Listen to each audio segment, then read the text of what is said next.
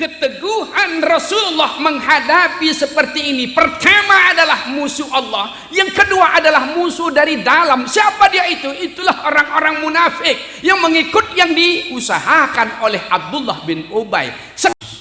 Lihat umat Islam yang mukmin, yang benar-benar dia beriman kepada Allah Subhanahu wa taala, ya'muruna bil ma'ruf wa yanhauna 'anil munkar wa yuqimunas shalah. Mereka mendirikan salat, wa yu'tuz zakah, mereka mengeluarkan zakat. Tidak pernah sayang kita mengeluarkan uang kita untuk berjalan di jalan Allah Subhanahu wa taala, karena kita tahu bahwa itu adalah harta kita yang kita bawa nanti ke alam kubur, sedangkan harta kita di atas dunia ini tinggal.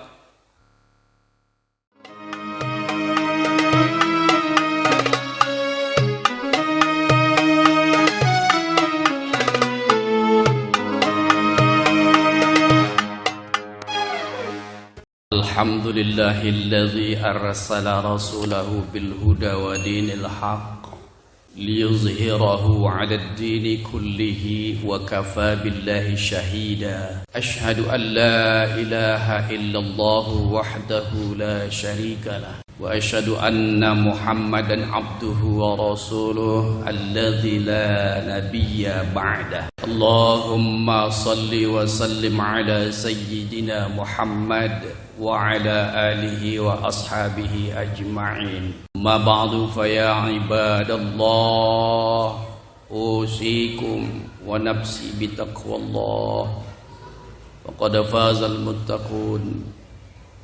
Qala Allah ta'ala fil Qur'anil Karim, a'udzu billahi minasy syaithanir rajim. Bismillahirrahmanirrahim. Ya ayyuhalladzina amanu taqullaha haqqa tuqatih wa la tamutunna illa wa antum muslimun. Shadaqallahul azim. Ma'asyiral muslimin jamaah Jumat rahimakumullah. Tidak hentinya kita bersyukur kepada Allah atas nikmat, rahmat, hidayah, terutama nikmat kesehatan dan kesempatan yang kita gunakan pada hari ini dalam rangka mengabdikan diri kita kepada Allah Subhanahu wa taala. Apakah kita syukuri nikmat Allah itu melalui kalbu, ketajaman mata hati kita, mentasydidkan segala nikmat Allah yang diberikan oleh Allah kepada kita dapat kita rasakan dengan sempurna dan baik, sehingga semakin hari kita syukuri nikmat Allah melalui kalbu atau hati kita, semakin bertambah iman kita kepada Allah. Lidah juga bersyukur kepada Allah dengan zikrullah, mengucapkan lafaz-lafaz berzikir kepada Allah yang selalu kita ucap dengan tahmid, alhamdulillah. Bahkan kita awali dengan subhanallah walhamdulillah wa la ilaha illallah wallahu akbar. Bahkan kita serahkan diri kita kepada Allah, la haula wa la quwwata illa billahil aliyyil azim. Ini juga harapan kita ketika nanti di akhir kalam kita, ketika Israel sudah menjelang, malaikat maut sudah mencabut roh kita, tidak ada lagi kata di akhir kalam kita itu kecuali adalah zikrullah. Kita berzikir kepada Allah Subhanahu wa taala. Anggota tubuh kita juga bersyukur kepada Allah. Dengan bertakbiratul ihram berarti kita membesarkan Allah. Dengan rukuk kita sami'na wa ata'na, kami dengar, kami patuh segala perintahmu wahai Allah. Dengan sujud di hadapan Allah Subhanahu wa taala kita berkata di dalam hati kita bahwa kita letakkan dahi kita ini ke bumi Allah. Tahu posisi kita adalah ciptaan Allah dari tanah. Suatu saat akan kembali ke tanah. Kita lepaskan segala kesombongan kita, kecongkaan kita, ketakaburan kita. Kita timbulkan sifat tawadhu kita kepada Allah Subhanahu wa taala. Mudah-mudahan dengan kesyukuran itu Allah menambah nikmatnya yang lain. Jemaah Jumat rahimakumullah. Dalam Islam itu ada yang munafik namanya. Kalau kafir nampak kita dari jauh. Kalau munafik tidak nampak. Kenapa? Karena dia membaur dalam Islam. Lihat Allah berkata di dalam surah At-Taubah. Mana dikatakan mukmin itu? Al-mu'minuna wal mu'minatu ba'duhum awliya'u ba'd. Yang dikatakan muslim yang beriman kepada Allah Subhanahu wa taala adalah auliya uba. Mereka saling bergotong royong membantu saudaranya mukmin. Nampak saudaranya susah, dia tetap membantu. Nampak saudaranya gundah gulana, dia ingin memberikan masukan. Itulah mukmin. Auliya ba'duhum, membela, membantu, memberikan nasihat. Makanya di dalam watawasau bil haqq, watawasau bis sabr, inilah ciri mukmin. Kalau kita perhatikan bagaimana pula kalau munafik. Kalau munafik itu kata Allah adalah al-munafiquna wal munafiqatu ba'duhum min ba'd. Orang-orang yang munafik itu sebahagian mereka dari laki-laki, sebahagian mereka dari perempuan. Ya'muruna bil munkar, mereka menyuruh untuk melakukan kemungkaran di permukaan bumi Allah ini.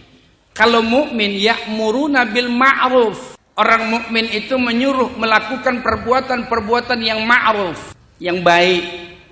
Maka kalau kita lihat, adakah orang-orang Islam yang berdiri pada posisi-posisi yang menentukan? Ada. Inilah yang susahnya di dalam Islam ini.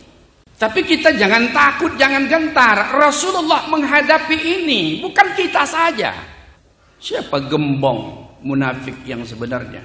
Tidak lain dan tidak bukan adalah Abdullah bin Ubay. Bayangkan saja perperangan pada saat itu, perperangan yang akan dihadapi oleh Rasulullah, perperangan Uhud.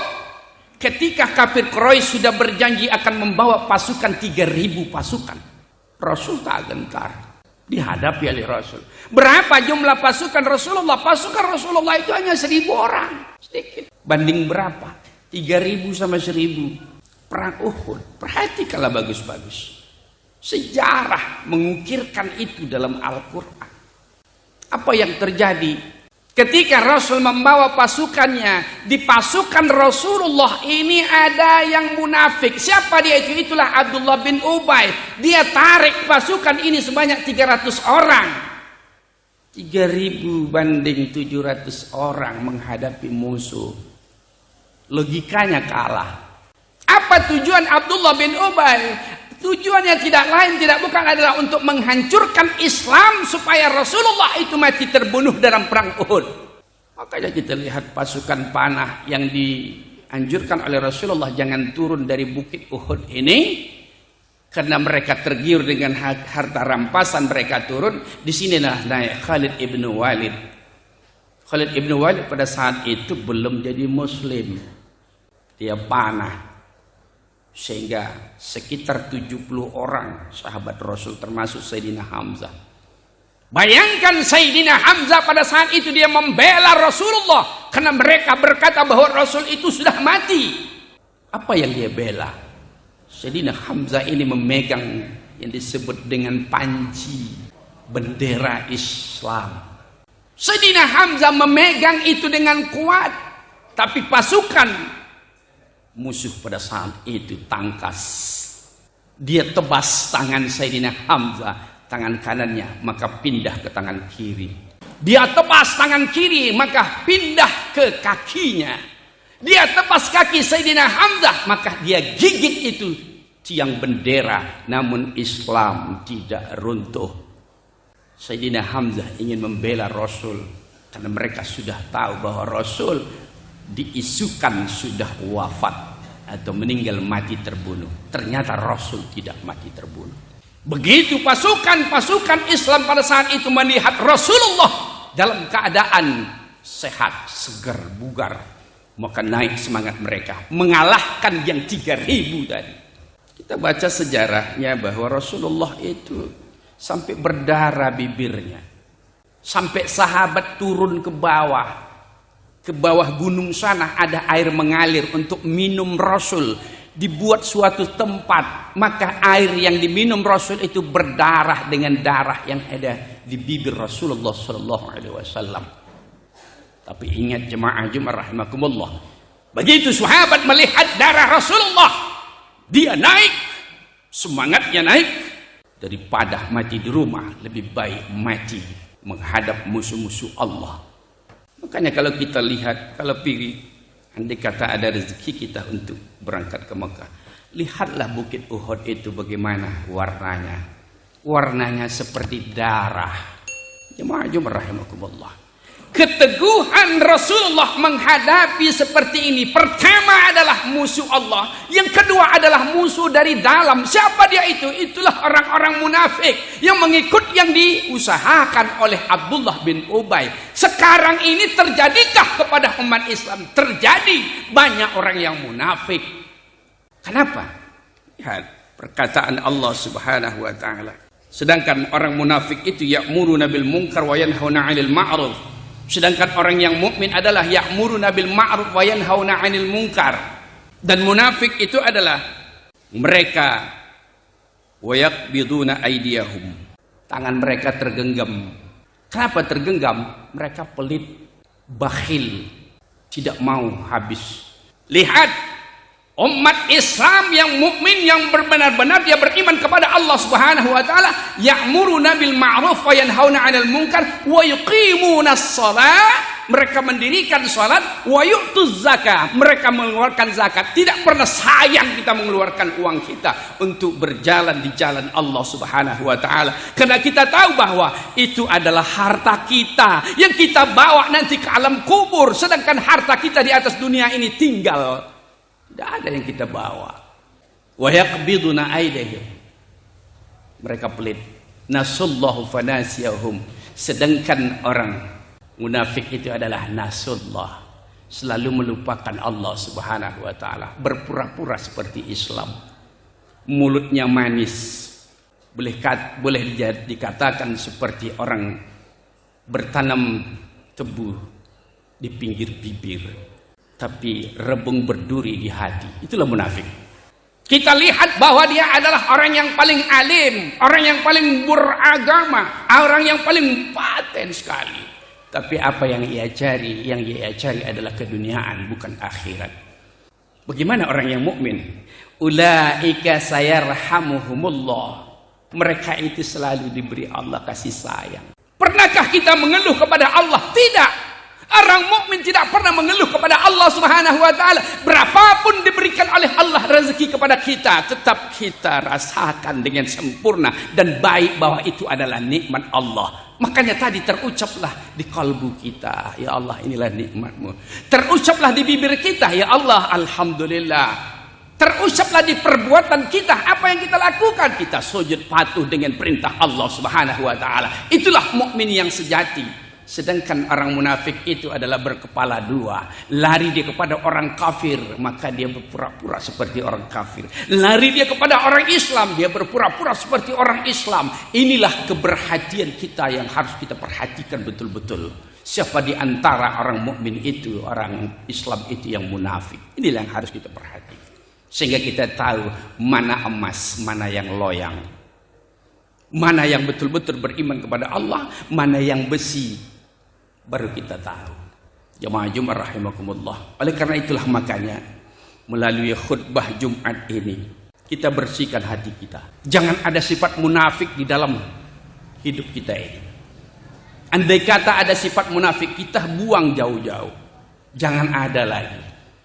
Karena yang paling susah, kata orang, membersihkan pakaian itu mudah. Ketika kita masukkan deterjen, mungkin akan bersih dan suci dia. Tapi yang paling susah adalah membersihkan hati kita. Baik hati kita terhadap manusia ataupun hati kita terhadap Allah Subhanahu wa taala. Keikhlasan kita menerima Allah sebagai Rabb kita, sebagai Tuhan kita, ini masih banyak keraguan dalam kehidupan kita.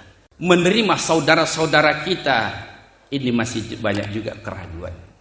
Oleh karena itu mari kita sucikan hati kita melalui kajian kita dari surah At-Taubah ini.